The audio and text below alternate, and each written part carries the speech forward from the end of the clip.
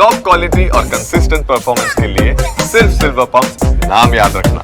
જે પણ હુમલો થયો છે એની અંદર સ્વાભાવિક રીતે કે ઇન્ડિયન આર્મીએ જે પણ પાકિસ્તાનની અંદર રહેતા આતંકવાદી હતા, આતંકવાદીના જે પોઈન્ટ્સ હતા એને ધ્વસ્ત કર્યા છે, પરંતુ પાકિસ્તાન હજુ પણ હુમલાની ધમકી આપી રહ્યું છે, વળતો પ્રહાર કરવાની વાત કરી રહ્યું છે।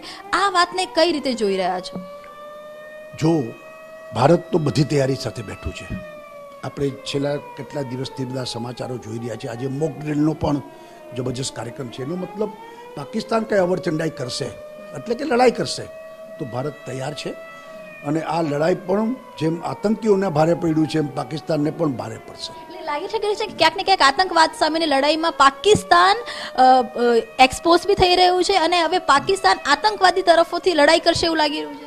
લડાઈ કરવી અઘરી છે એના આતંકવાદીઓ તરફથી, એટલે પાકિસ્તાન એક્સપોઝ થઈ ગયું છે, પાકિસ્તાન ભરાઈ ગયું છે। આમાં આતંકવાદીઓને ખભે બેસાડીને શરૂઆતમાં જે એને મજા આવતી હતી, અત્યારે આ ભારરૂપ દેખાય છે અને પાકિસ્તાન ભરાઈ ગયું હોય આતંકવાદને મુદ્દે એવું હવે બધા માને છે।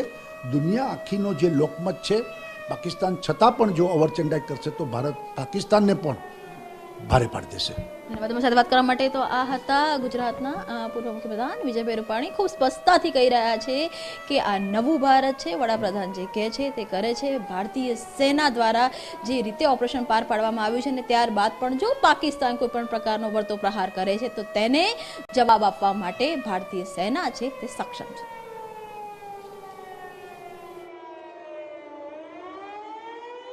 તો આખરે આ બાબતને લઈને સ્પષ્ટપણે વિજય રૂપાણીએ પણ કહ્યું કે દેશ જે ઉછરી રહ્યો હતો તે ઈચ્છાનો જવાબ ઓપરેશન સિંધુ રૂપે વડાપ્રધાન નરેન્દ્ર મોદીએ આપ્યો છે, અને ભારતે કરેલા હુમલામાં અત્યારે મહત્વપૂર્ણ અપડેટ આવી રહી છે। 100 આતંકીઓનો ખાત્મો બોલ્યો છે। હુમલામાં 100 જેટલા આતંકીઓ થયા છે ઠાર। પાકિસ્તાન પર જે પ્રહાર થયો તેને લઈને ભારતે જે આ જવાબ આપ્યો અને 9 સ્થળો પર જે સ્ટ્રાઇક થઈ તેમાં અત્યાર સુધીમાં 100 આતંકી ઠાર થયા હોવાનું મહત્વપૂર્ણ અપડેટ આવી રહ્યું છે। પાકિસ્તાન પર આ સ્ટ્રાઇક અને 100 આતંકીઓનો થયો છે ખાત્મો। ઓપરેશન સિંદૂર તહેત ભારતનો આ જડબાતોડ જવાબ અને 9 અલગ અલગ ઠેકાણા ઉપર જે મિસાઇલ સ્ટ્રાઇક કરવામાં આવી અને તેને લઈને 100 આતંકી ઠાર થયા હોવાનું એક મહત્વપૂર્ણ અપડેટ આવી રહ્યું છે। ભારતના હુમલામાં અલગ અલગ 9 જેટલા ઠેકાણા ઉપર 100 આતંકીઓ ને ઠાર કરાયા છે। 9 મોટા આતંકી કેમ્પ જે છે તે આખરે ધ્વસ્ત થઈ ચૂક્યા છે અને 100 જેટલા આતંકીઓ ઠાર થઈ ચૂક્યા છે, જ્યાં ભારતે 9 સ્થળો પર એર સ્ટ્રાઇક કરી અને એર સ્ટ્રાઇકને લઈને મહત્વપૂર્ણ અપડેટ 100 આતંકી ઠાર થયા છે। ભારતે કરેલા હુમલામાં અત્યાર સુધીમાં જે મહત્વપૂર્ણ માહિતી મળી રહી છે તેમાં સૌથી મોટો આંકડો 100 આતંકીઓ ઠાર થઈ ચૂક્યા છે। આ એ તમામ આતંકીઓ કે જે ભારતની ધરતી વિરુદ્ધ કરી રહ્યા હતા, કાવતરા અને અલગ અલગ આતંકી ઘટનાઓને અંજામ આપી રહ્યા હતા, આ તમામ આતંકીઓને ઠાર કર્યા છે। 100 જેટલા આતંકી ઠાર થઈ ચૂક્યા છે। એવા 9 અલગ અલગ ઠેકાણા કે જ્યાંથી ભારત વિરુદ્ધ જે આતંકી પ્રવૃત્તિઓને અંજામ આપવામાં આવી રહ્યો હતો, જે પ્લાનિંગ કરવામાં આવી રહ્યા હતા, અને અત્યાર સુધીમાં જેટલા પણ ભારત પર અલગ અલગ હુમલાઓ થયા તેને લઈને જે ઘટનાઓને અંજામ આપ્યો હતો એ તમામ સ્થળોને શોધીને ભારતે ત્યાં મિસાઇલ હુમલા કર્યા છે।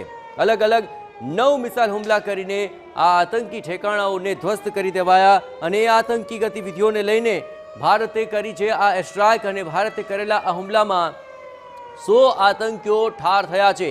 પહલગામ આતંકી હુમલાનો ભારતે ઓપરેશન સિંદૂર અંતર્ગત લીધો।